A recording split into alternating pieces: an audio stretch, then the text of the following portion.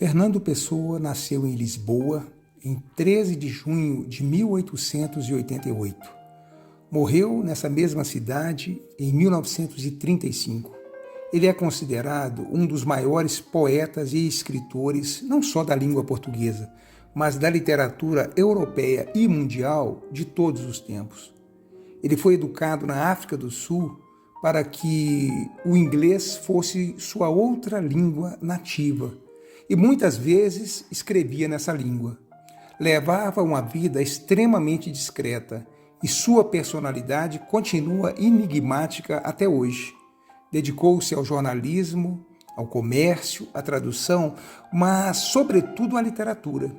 As suas múltiplas facetas literárias levaram-no a desdobrar-se em várias personalidades conhecidas como heterônimos, diferentes nomes que se dava, de modo que assinava os seus poemas como Ricardo Reis, Alberto Caieiro, Álvaro de Campos, Bernardo Soares e outros.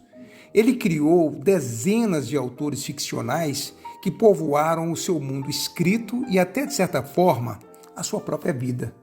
Alguns deles se tornaram presenças duradouras em sua vida e obra, enquanto outros rapidamente desapareceram de cena. Se a sua obra poética já lhe permite ser considerado um autor de primeira ordem, também lhe reserva lugar de destaque a sua abundante e dispersa obra em prosa. Quando Fernando Pessoa morreu em Lisboa, em 30 de novembro de 1935, poucas pessoas em Portugal perceberam o grande escritor que haviam perdido. Nenhuma delas tinha ideia do que o mundo iria ganhar. Um dos mais ricos e estranhos acervos de literatura produzidos no século XX. Embora a Pessoa vivesse para escrever e aspirasse, como poetas de Ovídio a Walt Whitman, a imortalidade literária, ele manteve suas ambições no armário, junto com a maior parte de seu universo literário. Publicou em vida apenas um livro, da sua poesia portuguesa, Mensagem, contendo 44 poemas, publicados em 1934, às vésperas de sua morte. Alguns dos admiradores de Pessoa, outros poetas principalmente, ficaram perplexos com a publicação de Mensagem, cuja visão mística da história e do destino de Portugal parecia surgir do nada. Em periódicos, havia publicado alguns tipos de poemas muito diferentes, mais da metade dos quais assinados por um dos 3 alter egos, todos surgidos em 1914, pouco antes da eclosão da Primeira Guerra Mundial. O primeiro a surgir foi Alberto Caieiro, um homem iletrado, mas de mentalidade filosófica, que vivia numa simples casa branca no campo, onde escrevia poemas em versos livres, proclamando que as coisas devem ser vistas como são, sem interpretação. Ricardo Reis, um médico de formação e um classicista ardente, compôs odes inspiradas em Horácio, recomendando a aceitação histórica de tudo o que os deuses nos dão. Um terceiro feixe de força e sentimento tomou forma quando Álvaro de Campos, um dandy, engenheiro naval que viajou pelo mundo, se encantou com os jovens tão facilmente quanto com as mulheres. Aspirava a viver ao extremo e assinava poemas desenfreados que desabafavam sua exaltada sensação do mundo.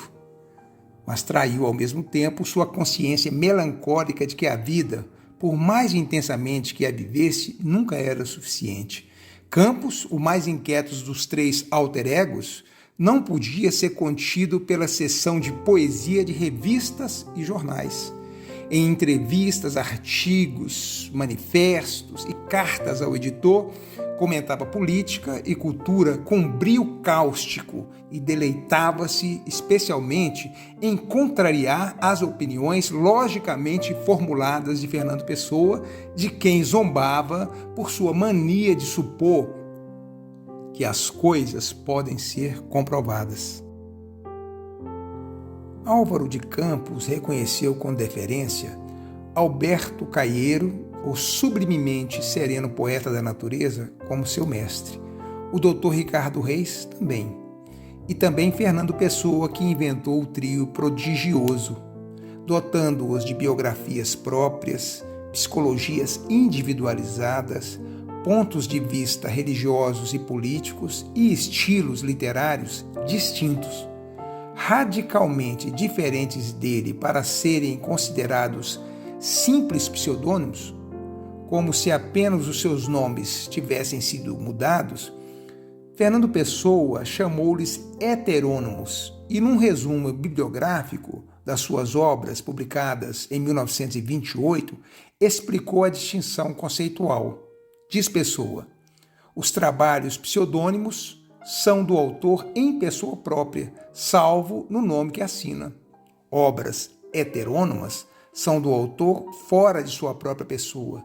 Eles procedem de um indivíduo de pleno direito criado por ele, como as falas de um personagem em um drama que ele poderia escrever. Além de seus amigos escritores, quase ninguém havia notado a extraordinária diversidade da poesia de Pessoa publicada em português, a maior parte da qual apareceu em revistas literárias com tiragens pequenas.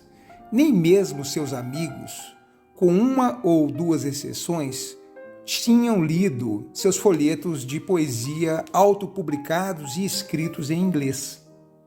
Pessoa, que nasceu em Lisboa em 1888, mas passou 9 anos de sua infância e recebeu a maior parte de seus estudos na cidade governada pelos britânicos de Durban, na África do Sul, originalmente aspirava a ser um poeta inglês. Pessoa também foi um escritor ocasional de crítica literária e artigos de opinião sobre questões políticas e sociais. Poucas pessoas na época de sua morte haviam lido alguns de seus poemas ou outros escritos. Mesmo entre os seus amigos, que habitualmente encontrava nos cafés de Lisboa, era considerado um pouco misterioso. Ele adorava falar sobre literatura, filosofia, política e religião, mas sobre sua vida pessoal ele era muito discreto. Raramente ele convidava alguém para o seu apartamento, onde havia rumores de que ele tinha um grande baú de madeira cheio de centenas, talvez milhares de poemas inéditos e peças em prosa. O baú de fato existia, e cerca de 10 anos após a morte de Pessoa, mais de 300 dos poemas, cuidadosamente nele guardados, foram sendo paulatinamente trazidos à luz, com volumes separados para Alberto Caeiro, Ricardo Reis, Álvaro de Campos e o próprio Fernando Pessoa, uma vez que cada um dos 3 heterônimos ostentava uma vasta e requintada obra, estilisticamente diferente da poesia dos seus cogêneres heterônimos ou do próprio Pessoa. Poder-se-ia dizer que os 4 maiores poetas portugueses do século XX foram Fernando Pessoa. Mas enquanto algumas pessoas ficaram devidamente impressionadas com a façanha de autodivisão poética de Pessoa ou de automultiplicação, sua obra ainda não era amplamente lida. E o poeta superabundante era uma figura mais misteriosa do que nunca.